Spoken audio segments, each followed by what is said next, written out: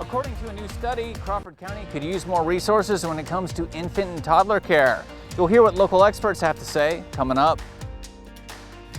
Democrats are reacting to new developments surrounding their massive social spending package. I'm Mike Emanuel in Washington with what we're learning about some of the programs that could be left out of the bill. The 4 states' most watched news starts now. Thank you for joining us tonight. I'm Jordan Albee. A new study indicates Crawford County, Kansas needs more child care, especially for infants and toddlers. KOAM's Mike Mahoney spoke to local child care experts and parents to learn more. A new study conducted by Girard's Greenbush Education Service Center in conjunction with Pittsburgh's Family Resource Center reveals that Crawford County's child care capacity for infants and toddlers has not kept up with demand. The executive director of the Family Resource Center says that they have a waiting list and that the study's findings are not news to her. We've always known there's been a lack of infant toddler care.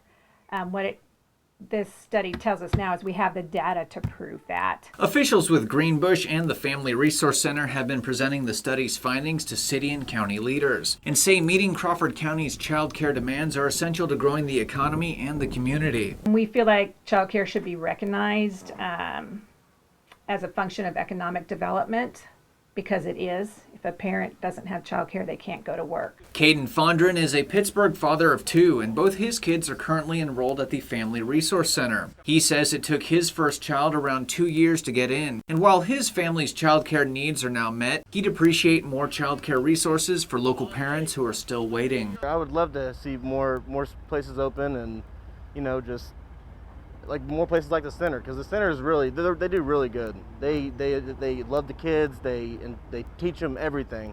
If they had more places like this, it would be absolutely amazing. In Crawford County, Kansas, Mike Mahoney, KOAM News.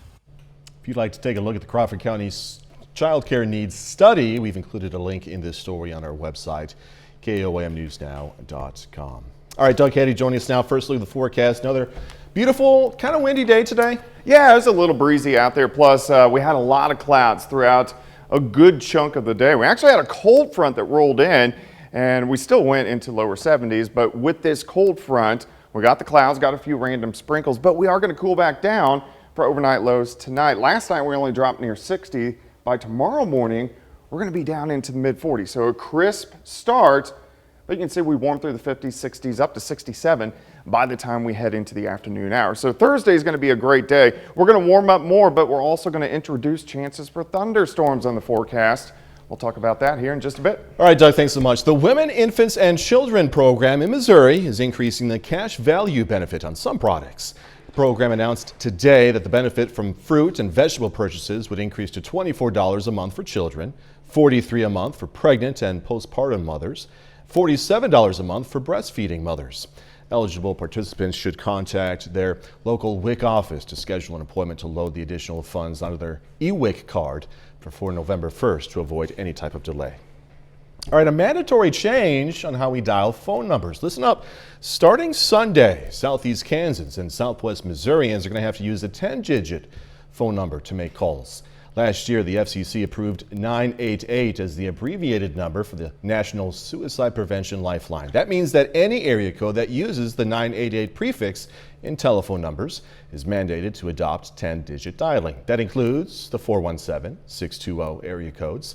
So when you make a call to one of those area codes starting Sunday, make sure you include that area code or that call will simply not go through. Pitt State today released its COVID-19 numbers, and for the third week in a row, the university is reporting 0 new cases among students, faculty, or staff. 15 students were tested, but were found to not have COVID. Currently, no students are in isolation even. FDA today approved mixing and matching vaccine boosters and booster shots for Moderna and Johnson & Johnson's vaccine. Also, 28 million kiddos are about to get access to COVID vaccines. Fox News correspondent Casey Stiegel has more from Dallas-Fort Worth Airport. The White House is preparing to roll out COVID vaccines for one of the most vulnerable groups, 5 to 11-year-olds. Health officials saying Wednesday approval of Pfizer's vaccine for that age group is expected now by early November, and they'll be ready with 15 million child-sized doses expected to be shipped within hours of getting the green light. The shots will be geared specifically to young children. They even come with smaller needles.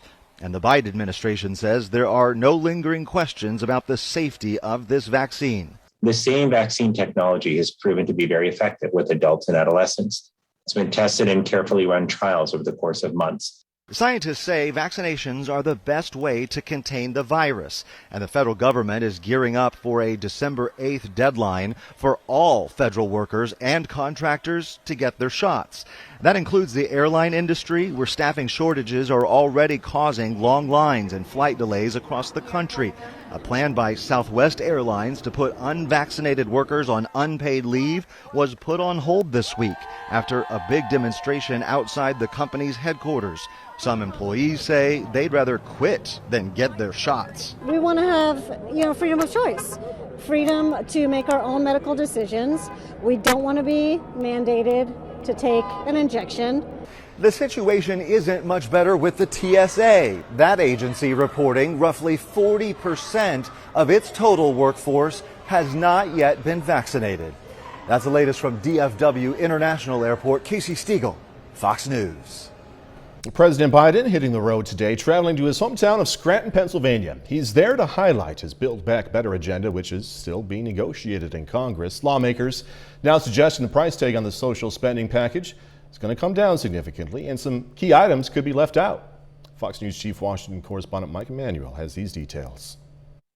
President Biden taking another opportunity to pitch his stalled social spending package with a visit to Scranton, Pennsylvania Wednesday. If I'd negotiated with you guys all along, it wouldn't be as far along as I am. I'm hopeful. I think we'll get a good deal. After holding talks Tuesday at the White House with progressive and moderate Democrats, one thing became clear. The president and Democrats now believe their proposed $3.5 trillion price tag will come down at least $1 trillion. It is still unclear what items from the bill will be trimmed down or taken out completely. Progressives are now expressing doubt that free community college will be included in the final package.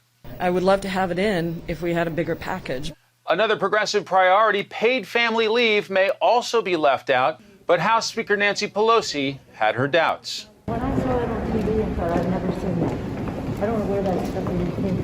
Democratic Party leadership has proposed an end-of-the-month deadline to get this package completed, along with the bipartisan infrastructure bill that has already passed the Senate. Republicans hoping their colleagues' squabbles ultimately lead to gridlock.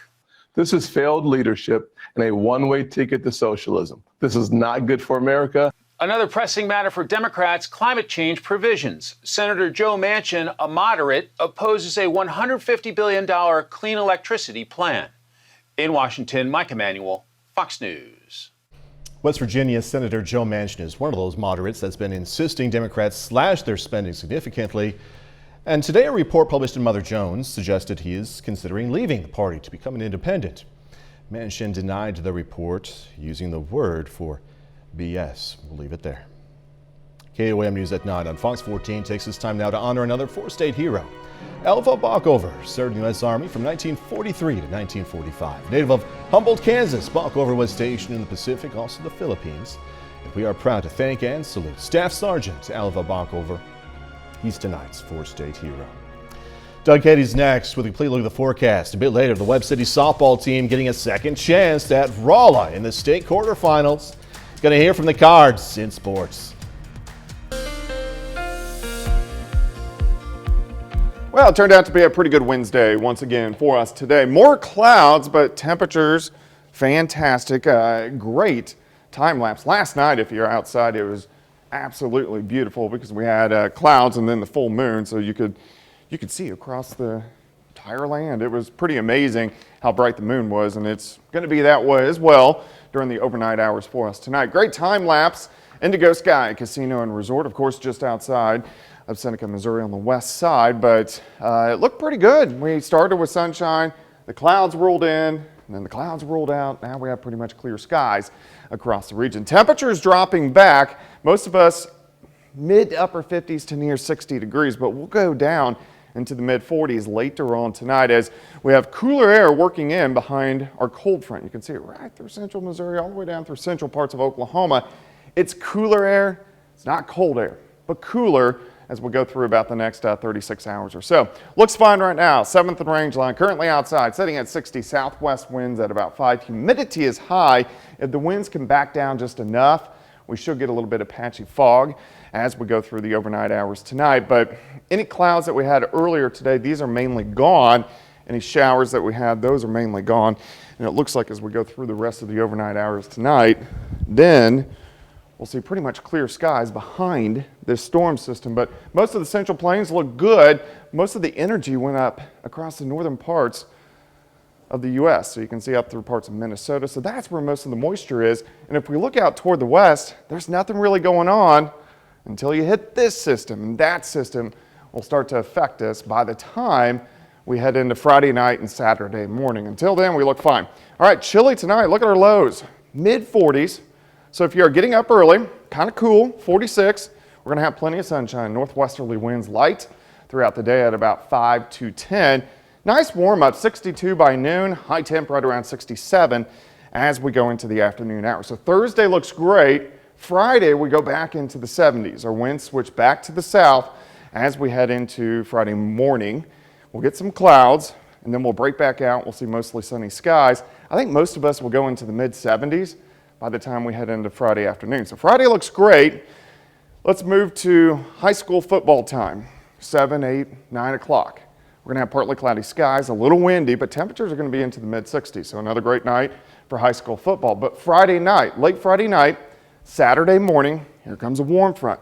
Look at the scattered showers and thunderstorms. Some of these storms could even be strong. So we're going to have to watch that as we head into the weekend because we are going to get scattered thunderstorms Saturday afternoon and also Sunday afternoon. And we do have a low severe threat, but something we want to watch as we go through the next couple days. All right, chilly tonight, 67 tomorrow, 74 on Friday. Next couple days look fantastic. Thunderstorm chances over the weekend, but not a washout. 75% of the weekend will be dry. It's awesome. And you know what? When you're showing that national map of temperatures, makes you appreciate how things are here right now. Yeah, I'm not, compared to a few states north. Yeah, I'm not ready for 30-degree weather. Not yet. Not yet. Yeah, okay, we'll see a little bit. All right, thanks so much. Coming up, a new low for the U.S.-Mexico border. Brand new numbers show arrests along the southern border are at their highest level on record. I'm Griff Jenkins in Washington with the new numbers and what the White House has to say about flying migrants in the dead of night. Cruz pleading guilty to the 2018 Parkland, Florida school massacre. Cruz pleaded guilty to 17 counts of first-degree murder, 17 counts of attempted murder during a hearing today in Fort Lauderdale. The plea coming 4 years after the shooting at Marjorie Stoneman Douglas High School that took the lives of 17 people. Shortly after pleading guilty, Cruz spoke in court saying in part, quote, "I am very sorry for what I did, and I have to live with it every day." The case will now enter the penalty phase where jurors will decide whether Cruz should be sentenced to life in prison or face the death penalty. New numbers from U.S. Customs and Border Protection reveal migrant arrests have skyrocketed over the past year. Yet the White House is defending its efforts handling the surge. Fox News correspondent Griff Jenkins is in Washington with the latest. U.S. authorities detained more than 1.7 million migrants along the southwest border this past fiscal year. That's according to new numbers obtained by the Washington Post, showing a spike in border arrests now at their highest level on record. On average, in any given month, it's 3 times the amount that we have seen in previous years. And I think that's just catastrophic at the end of the day. The increase in arrests comes as the White House faces mounting criticism for transporting thousands of migrants from the border on overnight flights. Here we are talking about early flights, earlier than you might like to take a flight. They're flying these migrants across the country in the dead of night is because they don't want to reveal the consequences of their open borders policy. Meantime, the president's nominee to head Customs and Border Protection, Chris Magnus, faced a grilling in the Senate Tuesday. While he told lawmakers the surge is a significant challenge, Magnus stopped short of calling the situation a crisis. Does it really matter whether we call it a major challenge, a crisis, a big problem? Despite Republican pushback, Magnus is expected to be confirmed. In an equally divided Senate, the vice president can cast the tie-breaking vote. In Washington, Griff Jenkins, Fox News. Next, all right, we got a new warning about shortages for a holiday. This one, though, for Thanksgiving.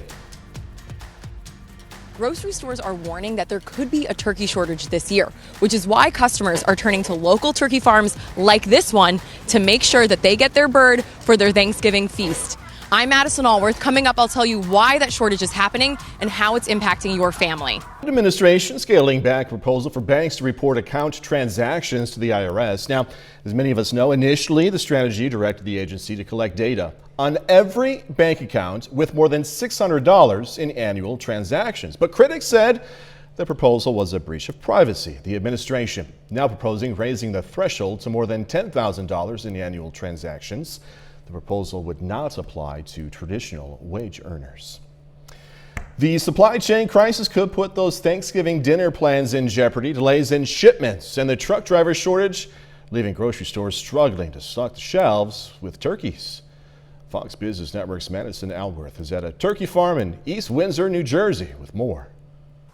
The supply chain issue could be hitting your Thanksgiving table this year. Grocery stores are warning that they're expecting a shortage of turkeys, which is why some customers are turning to local turkey farms like the one I'm at right now, owned by Ronnie Lee. Ronnie, tell me what you're seeing this year when it comes to pre-orders of your turkeys.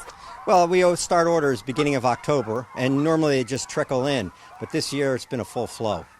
And why are you seeing that? What are customers saying, and why are they coming earlier? Well, they're afraid they're not going to get the turkey they want for Thanksgiving, so they want to make sure it's going to be there for them. Yeah, it's not just about finding your turkey at the grocery store. It's about finding the right size. So producers and grocery stores have to order their turkeys early in the year, January, February. And at that time, we were still in the depths of the COVID-19 pandemic. The vaccine was only just available to some people, so it was not clear if we'd be having those large gatherings. Now that they are happening, finding those bigger turkeys could be a problem. So if you want to make sure that you can get one, two things. First, if you're buying from a grocery store, try to do it about a month in advance and keep it frozen up until Thanksgiving, or opt for a local farm like this one here. In East Windsor, New Jersey, I'm Madison Allworth, Fox Business. Coming up, when all goes right and you do get that Thanksgiving Day turkey this year, Butterball's customer service is going to be there for you, offering a new option to get in touch with them. Butterball is bringing its turkey talk to TikTok. The company gearing up for a delicious Thanksgiving by assembling its team of experts for the annual Turkey Talk services. Now, every year, as many of us know, home cooks can call, text, or tweet in any cooking questions or tips needed before the big day. But this year, Butterball is expanding its services to TikTok. Turkey Talk Line Taste Kitchen will debut on the app, displaying different recipes, cooking methods, ingredients to help spice up that Turkey Day feast. Now, if you'd like to keep things low-tech this year, don't worry. The hotline, 1-800-BUTTERBALL. 1-800-BUTTERBALL opens November 1st. That reminds me when I was a bachelor, going back to my bachelor days, I thought I could put a frozen whole turkey in a bathtub full of hot water and it thawed out in about an hour for my parents. An hour is all I took. So I thought. Things didn't work out that well. I've learned a lot since then. 30 more minutes, news, weather, and sports coming away. Joplin City officials asking voters to approve a certain tax in an upcoming election. Also, you're being told to start Christmas shopping now, but will there be enough boxes? I'm Grady Trimble with Fox Business in Elkhart, Indiana. The cardboard crunch. That's next. Joplin is asking voters to approve a use tax in the upcoming elections. A use tax is the city's sales tax applied to online purchases. Now, online retailers like Amazon currently only charge the state's use tax, but not the city's. The city plans to use the funds to address issues identified in the city manager's recent listening tour. The city revenue stream is starting to flatten out. So when people have said, here are all these things we'd like to see, the city needs more resources than they have currently to do that. So proposition action is a use tax. A use tax is just like the sales tax in Joplin. It's exactly the same rate. By the way, the election is November 2nd. Mcdonald County Schools getting some upgrades. Several improvement projects are complete across the district. Those projects include new roofs, HVAC units, and awnings at the high school, Anderson Elementary, Southwest City Elementary, and Knoll Elementary. Officials say the renovations are going to provide a better working and learning environment. They'd have to walk through those elements, and what these awnings do is they keeps those kids out of the elements when it's raining or when it's nasty outside. They're able to go from one building to another and stay dry. In total, the projects cost the district $2.8 million. Mcdonald County High School theater season is getting underway, and today we got a sneak peek. The theater is going to kick off its season with Pygmalion, a comedy. That's on Monday, but today we got to check out the dress rehearsal. A lot of work goes into these productions, of course, and the payoff for the kids, the teenagers rather, extends far past the stage. Amazing friends, teachers, supporters, family.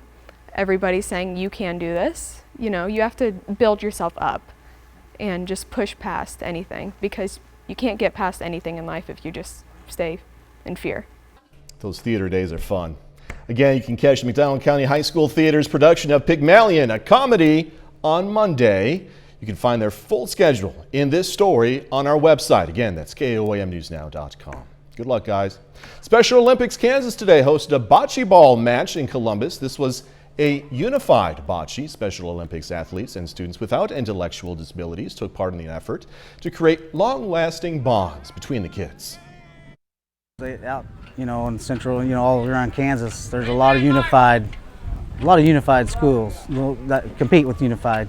So I'm just trying to grow in Southeast Kansas. So I'm trying to just get more schools involved. So hopefully I can talk to more, administrators and special ed teachers to try to get this happen. Today's bocce games were played at the community fields in Columbus, Kansas. Some history buffs had the chance to learn about one of the oldest cemeteries in Jasper County, Missouri. Peace Church Cemetery is going to be open for tours this Saturday. Focus will be on its beginnings, pioneer, and local history. Veterans of wars from the Civil War to Korea, the Battle of Carthage, some other history as well. The very first people that came through here off of Turkey Creek and where they crossed on Turkey Creek. We'll talk about some of the pioneers that actually started in this area. Some that were actually moved here. There's going to be 2 tours at Peace Church Cemetery on Saturday, one at 10 a.m., the other at 2 p.m. Tickets are $12 per adult. A new event studio is now open in Joplin. Journey Through Slime today hosted a ribbon cutting. The business offers a slime making studio for sensory focused events, also an ice cream shop. You can come with your family and hang out, have fun, just chill. You can come and just eat ice cream. We have 5 kids between the 2 of us, so it's a fun family environment, and that's what we hope to bring to our community, is a new family experience. Journey Through Slime Event Studio is located at 2310 South Main Street in Joplin. Health officials are noting a rise in symptoms of Tourette syndrome reported around the world, mostly among teen girls. Now, according to the Wall Street Journal, researchers say the social media app TikTok could be to blame. Many of the girls reporting new tics shared an interest in watching TikTok videos from influencers with Tourette's. These reports soared in recent months. Well, a trend in Google searches could mean good news for the economy. Jobs.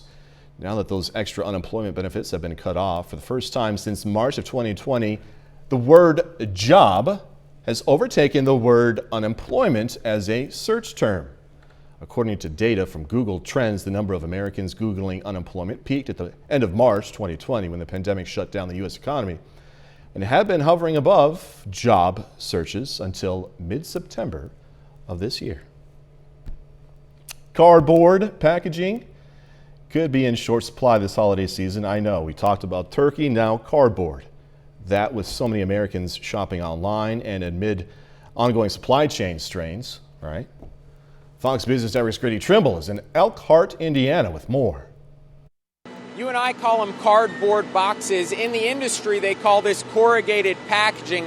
Whatever you call it, they can't make enough of it. Demand is through the roof, and supply chain strains are hitting this industry as well. We're at Welch Packaging in Elkhart, Indiana. Andy Reid is with the company. So you're having problems on both sides of the supply chain, sourcing raw materials like these massive rolls of paper behind us, and then shipping the boxes out to the end customer. Right. It's really pinching us on both sides, Grady.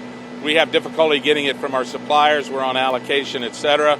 And then once we convert the boxes out the door, it's a lot tougher to get them there on our trucks. Demand has already increased for this type of packaging for boxes because people are ordering so much online. Now the holidays are approaching. Americans are being told to buy now. Demand could just skyrocket as Christmas approaches. Sure, I think that's good advice to all your consumers out there because it is getting tougher and tougher, and the supply chain crunches are really impinging on our ability to supply. And it's costing you more to make the corrugate, which means customers might pay more in the end, too. That's potentially, we don't get involved with what the end customer pays, but I will say our costs have gone up considerably.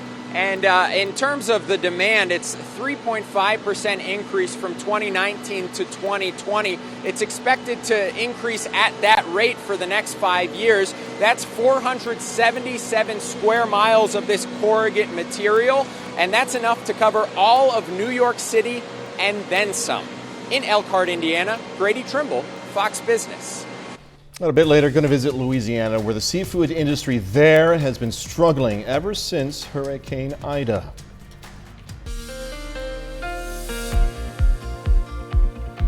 Well, it definitely turned out to be another nice day for us today. We did have a lot of clouds through the late morning into the early afternoon, but then we broke out and saw sunshine for the evening hours, and it actually turned out to be a pretty nice evening. But the clouds were from a cold front that shifted through, but it looks pretty good from this point on. Indigo Sky Casino and Resort, a nice time lapse, of course, just outside of Seneca, Missouri. All right, temps right now, they're dropping back. It's not bad. Most of us near 60, mid to upper 50s on the Kansas side. We are getting cooler air, which is working in. It's not cold air, it's cooler. The cold air is to our north, up across the northern parts of the plains, and that's where it's going to stay. But we are going to be chilly. We're going to drop back into the mid 40s. Later on tonight. All right, outside right now we have pretty much clear skies, a light southerly wind. Now our humidity is high, so if the wind's back down just a little bit, we're going to get some patchy fog in here, so watch out for that if you're going to be on the roadways tonight into tomorrow morning. But all the clouds we had earlier, these are gone. We look pretty good. You can see kind of where that front is out across south central parts of Missouri, all connected to the main system that is up across the northern parts of the plains. You can see the spin heading away from us. Let's take a look out to the west. Here's our weather in the next couple days, and then we'll tap into our next storm system, which will start to affect us Saturday morning, kind of into the weekend. For us tonight, clear skies, mid 40s, kind of chilly, a crisp fall night. If you are getting up early, we'll start at about 46, northerly winds at about 5 to 10. We're going to warm through the 50s into lower 60s by noon. And I think most of us will top out right around 66, 67 degrees tomorrow afternoon. So a perfect fall day on tap across the entire four-state area. It looks pretty good. Everybody's going to be into the mid-60s. Tomorrow night's still going to be chilly. We'll drop back into the 40s once again, upper 40s, but we are going to get some clouds that will exit by the time we head into Friday morning. As we go through the daytime hours on Friday, we get a southerly wind, plenty of sunshine, so this will help us warm up. So back to the mid-70s by Friday. Let's go to Friday evening. Here's 8 p.m. We got high school football again, and it looks great. It's going to be a nice evening. Temperatures into the mid-60s during most of the football games. Here comes a warm front late Friday night into Saturday morning. So we're at 7:30 in the morning. Look at the scattered showers and thunderstorms developing. Some of these could be strong, but we'll have to watch that as we go into Saturday. During the day on Saturday, the front's going to shift a little bit to our north. Our northern counties could get some thunderstorms Saturday afternoon. Some of those could be strong to severe. And then by Sunday afternoon, we could get a few scattered thunderstorms. Also, some of those could be strong to severe. So we'll focus our attention on that over the next couple days. But majority of the weekend looks good. 67 tomorrow, 74 on Friday, 79 Saturday, 80 on Sunday, back into lower 80s early next week, and then we'll really cool off late next week. So for the time being, it's kind of a roller coaster. Yeah, a little bit. Doug Heddy, thank you. Coming up in sports, Webb City softball back in the state quarterfinals. Also, the Missouri Southern Lions aiming to stay rolling at Emporia State. Jacob Leonard has that story next. The Missouri Southern Lions are feeling pretty good right now, coming off back-to-back wins over Lincoln and Central Missouri. Southern is now 3-4 overall this season, which is already the most wins for the program since 2014. Now this weekend, the Lions hit the road to Emporia State in Week 8, hoping to stay rolling in the final month of the season. Last week, Atiba Bradley had a simple goal. Gosh dang it. I want to win at home. I want to go home and go out to eat and celebrate. Just 3 days later, I did all of those things and went, I'm not trying to give a restaurant plug, but went right up the street to Gasano's and sat down and had some pizza and a couple drinks and really got to enjoy my family and the community, and no, it was a good time. Missouri Southern has won back-to-back games for the first time since 2014 after beating Central Missouri last Saturday.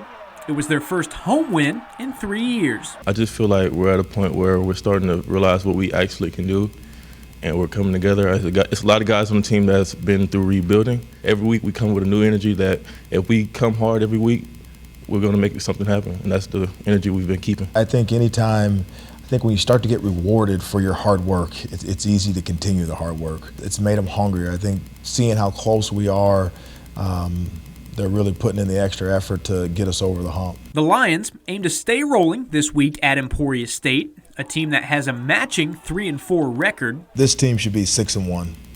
This team could be 7-0. They have lost, every game they've lost has been one score. Regardless of the result, Missouri Southern has already built something that goes beyond wins and losses. We're not scared of anybody. We're not afraid to go out there and give it our all, whether win or lose. Because at the end of the day, it's a brotherhood, it's a team, it's a family. So knowing that you have people behind your back, it's great. It's a great feeling. Missouri Southern's game against Emporia State kicks off at 2 p.m. on Saturday in Emporia. The Webb City Cardinals are back in the Missouri Class 4 state softball bracket. The Cardinals earned a district title last Friday over Mcdonald County to keep their hopes for a state title alive. Webb City will now play in the state quarterfinals tomorrow night, hitting the road to face the Rolla Bulldogs. The Cardinals head into this one with a 17-12 record, while Rolla is 29-8. It's actually the second meeting of the season between the two teams. Rolla got by Webb City 5-3 back in September, so the Cardinals are excited to get a second chance when it counts.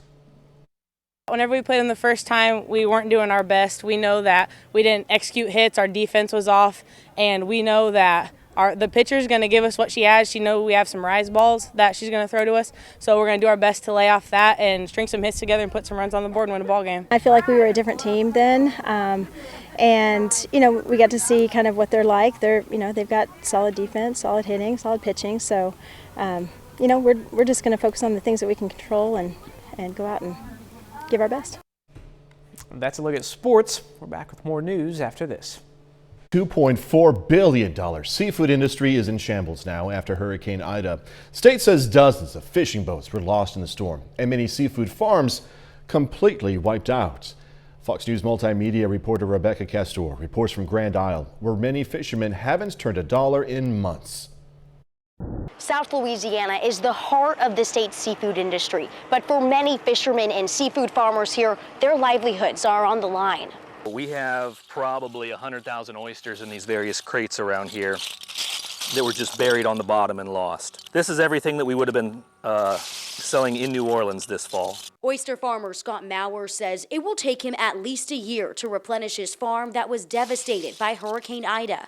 You can't just go out and catch more. That's the hardest part, is that we have zero income now, have to keep working, but won't have any source of income for about a year. Nearly all the fishermen and women on Grand Isle are in the same boat, figuratively and literally. Maurer is one of the only oyster farmers on the island who still has a working boat. He's now sharing it with his competition. Living down here on the coast, if you haven't experienced anything, tragic yet, you will. So it doesn't matter, just because I have the boat this time, maybe I won't next time. So we really rely on each other. The state is predicting a decline in seafood production this year, which could mean higher prices. Shrimper Robert Collins says Ida could affect the market for years to come. I'm actually in 47 states. We sell all over the country, and I'm not even sure if I'm going to reopen or not. It's all guys my age and older, and we tired. We tired fighting this. Collins says many of the shrimpers he works with don't have the money to rebuild. They also missed out on one of the most lucrative months of the year. In September, shrimping companies can typically process up to 500,000 pounds of shrimp each before the cooler weather rolls in. Only one of the docks on Grand Isle is back up and running using generators. We got a long way to go, Right now, everybody's just kind of not sure what's going to happen next, The state is asking for money from the federal government to help seafood workers get back on their feet, but this will likely take months. Congress just approved relief dollars for storm damages from 2020. In Grand Isle, Louisiana, Rebecca Castor, Fox News. All right, next, going to check out some classic and new movies to get you ready for Halloween. So if you're looking to add a frightening film or fun family flick to your Halloween plans this year, we got you covered with recommendations for both new and classic movies fit for the trick-or-treat season. Here's Fox's Ashley Dvorkin. What are your top 3 recommendations of new releases timed for this Halloween? Michael Myers is alive. If you want to revisit a famous slasher and a classic slasher and a franchise that's familiar to you, Halloween Kills, the sequel to the 2018 Halloween movie and also the 1978 original Halloween directed by John Carpenter. Do you believe in ghosts? If you're looking for an original movie, something that's different, unexpected, I would say Last Night in Soho, directed by Edgar Wright. We are going on a road trip. If you want one for the family, I would say Addams Family 2. Rental recommendations include A Return to Woodsboro. Partly because it's celebrating its 25th anniversary this year, believe it or not, the original Scream movie. Also because we're getting a new installment in January. Here's Johnny. If you want to go even further back, I would say The Shining, a moody classic that we're seeing a lot of directors pay homage to, especially Mike Flanagan, who has a big series that a lot of people are watching called Midnight Mass. Malignant, because I won't give anything away the way you gave nothing away, but I have not seen anything like that before. And It, not just a good scary movie, it's just a good movie. And a recent horror film with humor, Werewolves Within. Sam Richardson, who stars in that, is popping up in a lot of films right now. He's sort of emerging as this great character actor of the time. And it's just a really well thought out and well written horror comedy, actually based on a video game, believe it or not. Maybe I'm a werewolf. Happy haunted Halloween viewing. In Hollywood, Ashley Dvorkin, Fox News. Time to go to bed. Sweet dreams after seeing that. Thanks so much for joining us. Going to leave you with video of pandas at a Russian zoo searching for treats in leaf piles. Be safe. Do this all again tomorrow. See you then.